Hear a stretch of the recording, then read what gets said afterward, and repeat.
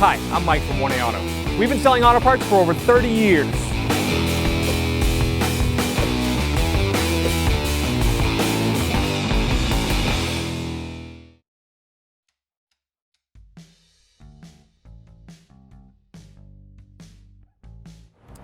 Remove the overflow hose from the radiator, so just be careful. This is plastic, you don't want to break it. Pull that off. This just slides onto a bracket. So I'm going to try to lift it straight up. Sometimes they get stuck.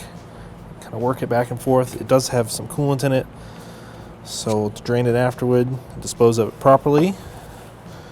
See if I can get it off of here. Take the cap off. That right here. Inch in here. There it is. So basically just sliding off of this bracket here. I'm going to dispose of the coolant that's in here. Here's our original coolant overflow reservoir from our vehicle. It's kind of old and yellowed. Full mark, low mark.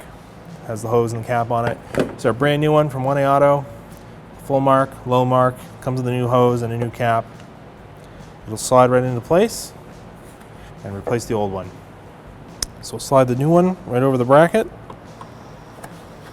It'll snap and it locks in place. Put the new hose on. It fits with a nice tight seal. But it also came with a small clamp. The original one didn't have a clamp, but it is a nice feature to have a clamp on here. I'm just going to orientate it in a way that it's not pointing upwards.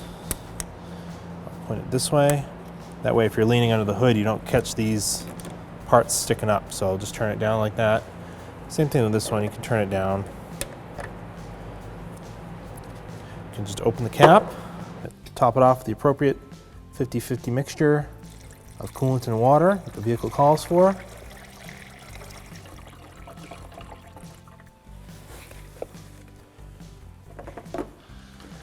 Install the cap. Thanks for watching. Visit us at 1AAuto.com for quality auto parts, fast and free shipping, and the best customer service in the industry.